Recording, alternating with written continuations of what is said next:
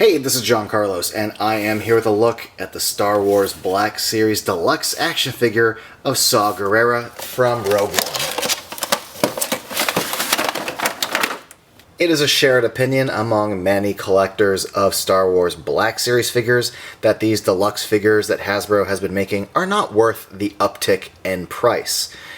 I myself have shared that opinion many times on several videos on this channel, but I will say this is one of the first deluxe figures I've seen in a while where I kind of get why it costs more. He doesn't come with like a lot of accessories, but I can just see that, you know, based on like the size of his chest, the fact that he's got, you know, more detailed robotic leg and that his outfit has a lot of details, there's a lot of hibbity-dibbity hanging off this tube connected to this, you know, this little air canister. There's a lot of little details to this figure that require a little more design.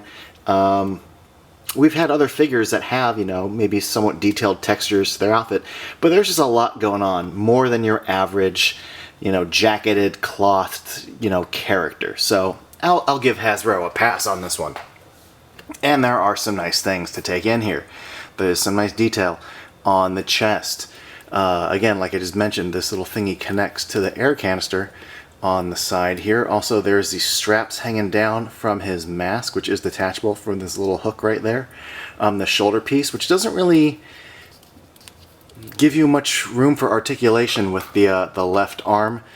Speaking of articulation, the right arm, his cape, which, you know, does look really cool, I will admit, but that cape plugs into a hole on the right arm piece right here. Let me focus in there. So, like, if you detach it and you can move his arm considerably, but if you have this plugged in, you know, sometimes the cape may want to go with the arm in a weird way. And also, my right shoulder joint is really stiff, so it kind of doesn't matter for me anyway, but the second you move it, it bumps into this little edge right here, so it's constantly popping out, at least for me. Let's talk about the head, because I think this is a magnificent likeness. Like, just great, great work. They did a great job with his eyebrows, his mouth, his mustache and beard, the eyes, the sculpt of the hair, the likeness here. See how this just keeps popping out? It's annoying. The texture on the hair, the likeness in the face. I think the Forrest Whitaker head here is outstanding. The figure comes with two accessories, this nifty blaster, which I do think has a nice design and some pretty nice little brown paint on there, and his staff. Here's just a closer look at the staff and just some of like the textural details on it, and then here's just a little bit of a wider look at it, and that's it.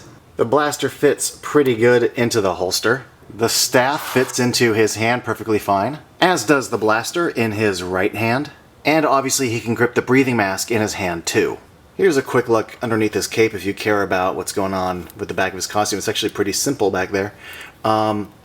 This figure, despite having, you know, a lot of little doodads and a somewhat slightly complex sculpt, does not break any new ground when it comes to articulation. It's fairly standard Black Series articulation here with the hinge swiveling ankles, the knee joints with the rotation behind them, the cut at the thigh. There's a ball joint in the torso. He just has such a bigger, more rounder torso than you're used to. Some limited articulation with the shoulders, and, you know, pretty decent joint at the head. All in all, though, I'm really liking this figure. It's got a strong presence on the shelf. It's got a lot of mass to it. It's a sizable figure, especially with his chest, and just all the details on the outfit, and also really clean paint between all the textures, you know, the little grays and the tan straps, and even within just the side of his pants here, for example, these little black ribbings between the blue.